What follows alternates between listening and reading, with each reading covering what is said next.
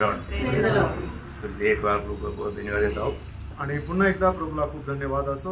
हम लोगों को आराधना का योग्य बनाने के लिए हमारे प्रभु यीशु मसीह ने हमारे लिए क्या किया, आणि आपल्याला आराधना करण्याकरता योग्य बनवण्याकरता आपला प्रभु यीशु ख्रिस्ताने काय केलं उसके बारे में प्रभु का प्रिय दास के द्वारा हमने बहुत गहराई में बात सुना। आणि त्याच्या संबंधाने प्रभूच्या प्रिय दासाच्या द्वारे खूप गहनतेमध्ये आपण ऐकलं। प्रभु यीशु में जाने से पहले इस सूली का प्रेम को हम कितना भी वर्णन करें, कितना भी जाने तो भी बहुत कम है।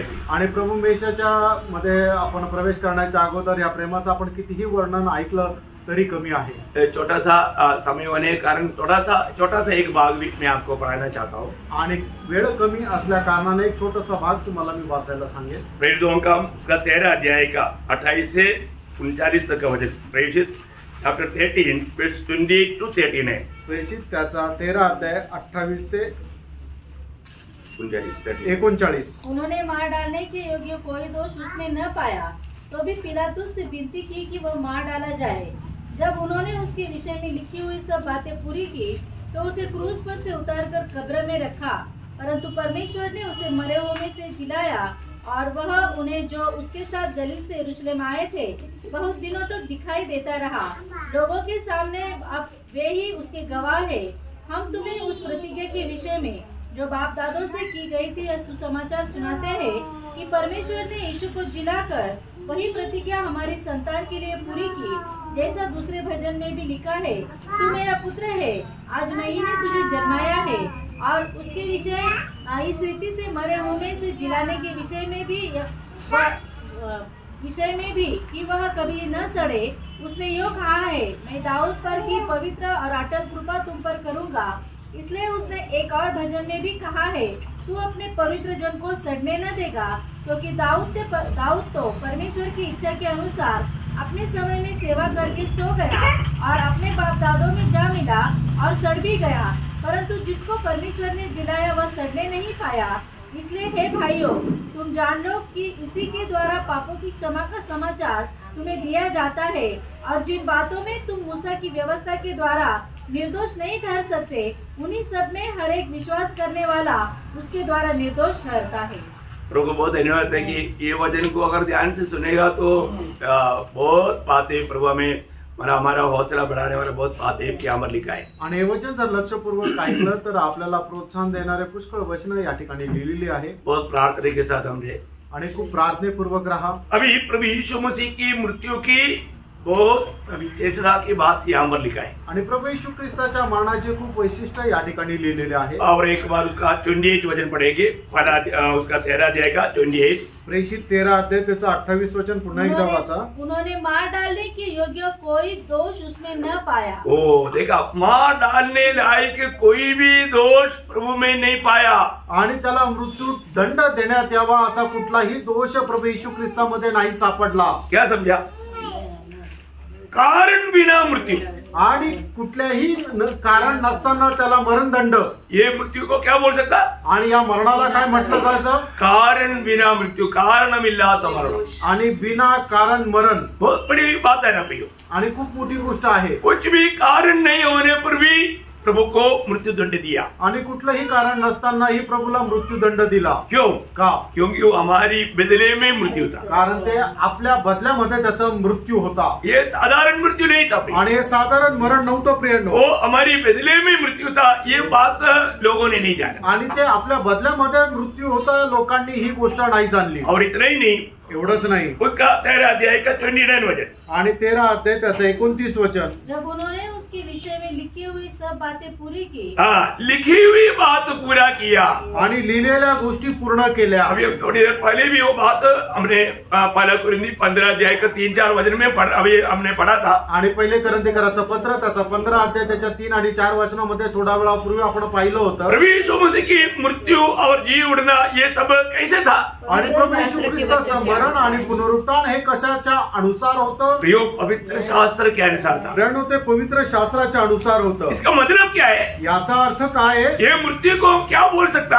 आणि या मरणाला आपण काय म्हणू शकतो? पवित्र शास्त्र के अनुसार का मृत्यू, आणि पवित्र शास्त्राच्या अनुसारचं मरण। ऐसा एक मृत्यू हम दुनिया में कहीं भी नहीं देख सकता, आणि अशा प्रकारचं एक मरण जगामध्ये दुसरीकडे कुठे नाही पाहू शकत। परंतु प्रभु यीशु मसीह की मृत्यू पूर्ण रीति में पवित्र शास्त्र के अनुसार थे। आणि प्रभू येशू ख्रिस्ताचं मरण संपूर्णरित्या पवित्र शास्त्राच्या अनुसार होतं। और ये मृत्यु में बहुत से खूबियां वहां पर लिखे हैं। आणि या मरणाच्या पुष्कळ वैशिष्ट्य त्याच्यामध्ये लिहिलेले आहे। उसका मला 37 मध्ये पढ़ना आणि त्याचं 37 वचन वाचा, प्रेषित 13 त्याचं 37 वचन। जिसको परमेश्वर ने जिलाया वह सड़ने नहीं पाया। हाँ, ये देखिए, ये मृत्यु न सड़ने वाला मृत्यु था। आणि जे मरण आहे ते न कुजणारं सडणारं असं ते मरण होतं। अरे मृत्यु होता है तो सब सड़ जाता, आणि एखादा मनुष्य मेल्यानंतर त्याचं शरीर सडतं। लेकिन यीशु मसीह की मृत्यु ऐसे नहीं था। आणि येशू ख्रिस्ताचं मरण असं नव्हतं। ये एकमात्र दुनिया में मृत्यु है जो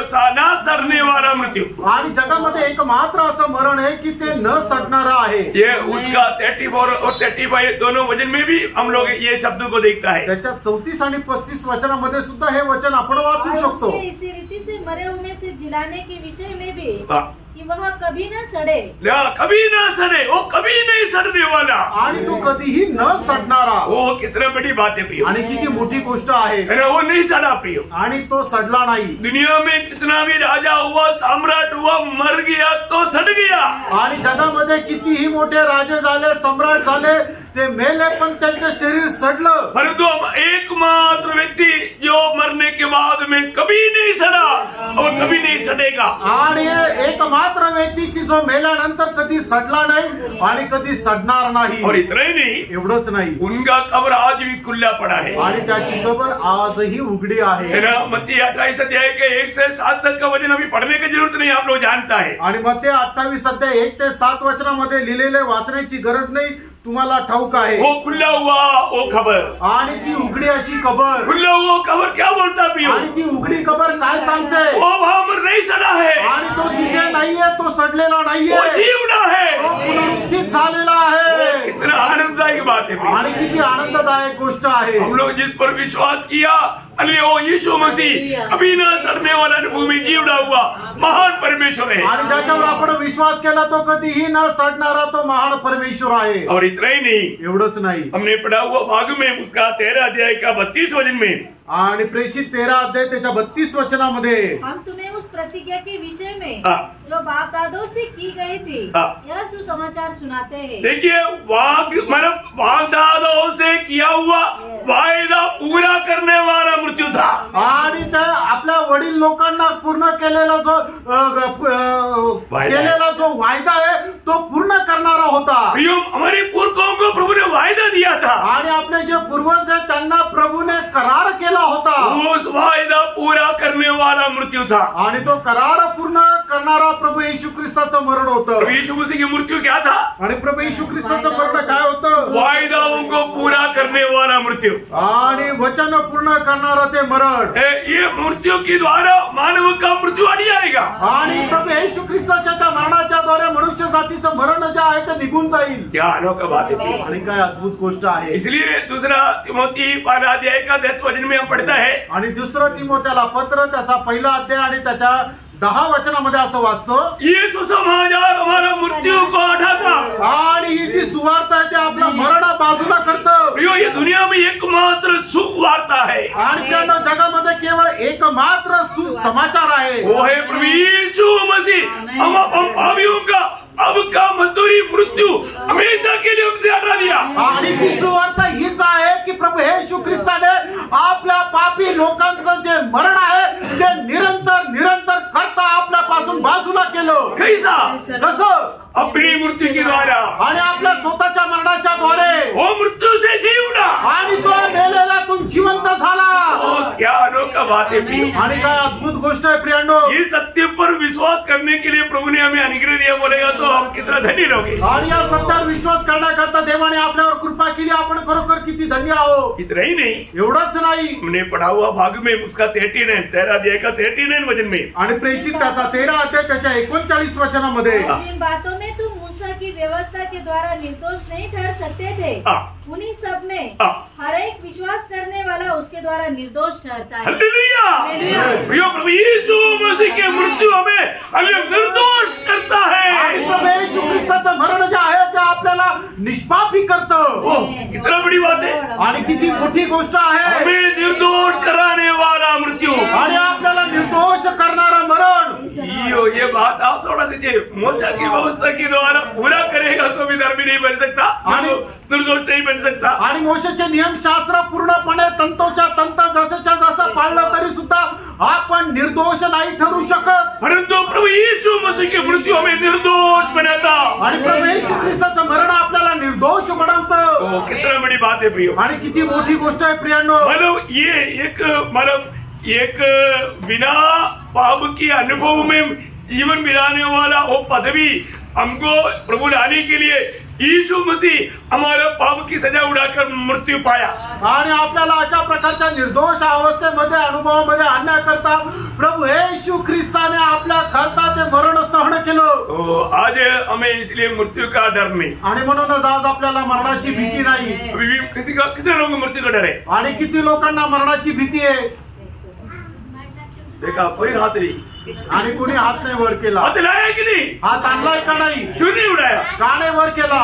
क्यों नहीं उड़ाया? गाणे वर केला। प्रभु ने मृत्यू के डर से छुड़ाया आणि प्रभूने मरणाच्या भीतीपासून आपल्याला मुक्त केलं। इब्रानियों उसका दूसरा अध्याय का 15 वचन में पढ़ता है, आणि इब्रिकराचं पत्र त्याचा दुसरा अध्याय त्याच्या 15 वचनामध्ये आपण अशा प्रकारे वाचतो, प्रभु ने हम सबको मृत्यू के डर से छुड़ा लिया आणि प्रभूने आपल्याला प्रत्येकाला मरणाच्या भीतीतून मुक्त केलं। जो भी विश्वास किया उनको सबको प्रभु ने छुड़ाया, आणि ज्यांनी कोणी विश्वास केला त्या प्रत्येकाला प्रभूने मुक्त केलं। और ये मृत्यू का और एक खूबी क्या है? आणि या मरणाचं अजून एक वैशिष्ट्य काय आहे? उसी 13 अध्याय का 38 वचन, आणि प्रेषित त्याचा 13 अध्याय त्याचं 38 वचन। हे भाइयों, हाँ। तुम जान लो कि इसी के द्वारा पापों की क्षमा का समाचार तुम्हें दिया जाता है। प्रियो हमें पाप क्षमा देने वाला मृत्यू था, आणि आपल्याला पापांची क्षमा देणारा त्या प्रभू येशू ख्रिस्ताचं मरण होतं। कितनी अनोखी बात है प्रियो, आणि केवढी अद्भुत गोष्ट आहे प्रियांनो। वो मृत्यू कितना विशेषता का है, आणि ते जे मरण आहे ते किती वैशिष्ट्यपूर्ण आहे। आपको मालूम है रोमियो 6:23 में लिखा है कि पाप का मजदूरी मृत्यू है, आणि रोम त्याचा 6 अध्याय त्याच्या 23 वचनाच्या अनुसार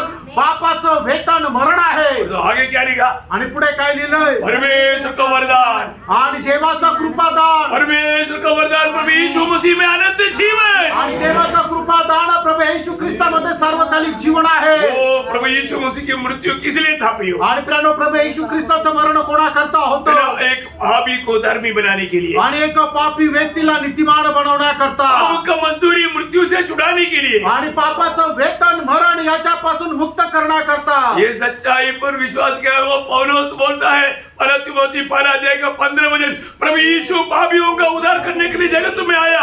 ये सच्चा और विश्वासियों की वचन है, उसमें मैं पालन है। आणि 1 तिमोथेला पत्र त्याचा 1 अध्याय त्याच्या 15 वचनामध्ये प्रेषित पौल अशा प्रकारे म्हणतो की प्रभू येशू ख्रिस्त पापी लोकांचं तारण करण्याकरता आला, हे सत्य वचन आहे, आणि त्या पापी लोकांमध्ये मी एक नंबर आहे। इतना बड़ी बात है, किती मोठी गोष्ट आहे। यहाँ पर बैठ करके प्रभु की आराधना करने के लिए आया हुआ सब लोग ये गवाही दे सकता है, आणि या ठिकाणी बसून प्रभूची आराधना करण्याकरता आलेल्या सर्व लोक या गोष्टीची साक्ष देऊ शकतात। मैं भी उसमें एक पापी था, आणि मी सुद्धा त्या पाप्यांमध्ये एक होतो। प्रभु मेरे लिए मरा है, आणि प्रभू माझ्या करता मेला, प्रभु ने मुझको छुटकारा दिया, आणि प्रभूने मला मुक्ती दिली। कितना धन्यवाद है, किती धन्य गोष्ट आहे। और एक बात भी बोलकर मैं कर्म करना चाहूंगा। अजून एक गोष्ट सांगून मी थांबेल। प्रभु यीशु मसीह की मर करके जी उठना वास्तव में क्या था प्रिय? आणि प्रभू येशू ख्रिस्ताचं मेलेल्यातून पुनरुत्थान होणं खरोखर काय होतं? उसका 13 अध्याय का 33 वचन, आणि त्याचं प्रेषित 13 अध्याय त्याचं 33 वचन। परमेश्वर ने यीशु को जिलाकर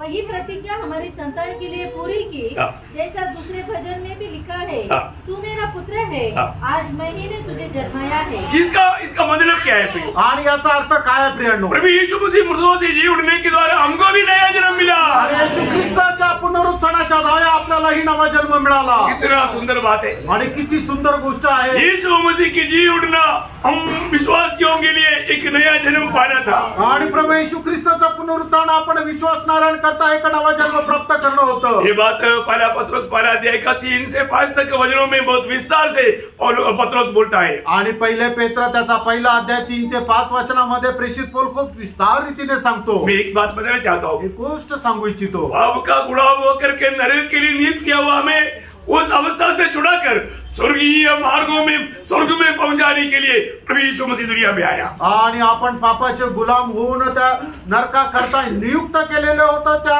अवस्थेमधून काढून आपल्याला त्या स्वर्गाच्या राज्यामध्ये पोहोचवण्याकरता प्रभू येशू ख्रिस्त आला। प्रियो, आज भी यदि ये जीवित आशा किसी ने अगर नहीं पाया है आणि प्रियानो, आजही जिवंत आशा कोणाला नाही मिळाली तर प्रभु यीशु मसीह हमारे बीच में है आणि येशू ख्रिस्त आपल्यामध्ये आहे, आपको प्यार से बुला रहा है आणि आपल्याला प्रेमाने बोलवत आहे। ये सत्य वचन है, आणि हे सत्य वचन आहे। अगर हम विश्वास करेगा तो आपण विश्वास केला तर इसी वक्त में पाप क्षमा पाकर अनंत जीवन की बारिश होकर स्वर्गीय यात्रा आरंभ कर सकता है। आणि याच वेळेला पापाची क्षमा प्राप्त करून आपण त्या स्वर्गीय प्रवासाचे वारिस होऊ शकतो। एक जय जयकार का जीवन बिता सकता है, एक जय जयकाराचं जीवन आपण जगू शकतो। तो प्रभु यीशु मसीह की मृत्यु का 7 सविशेषता हमने यहाँ पर देखा। आणि प्रभू येशू ख्रिस्ताच्या मरणाचे 7 वैशिष्ट्य या ठिकाणी आपण पाहिले।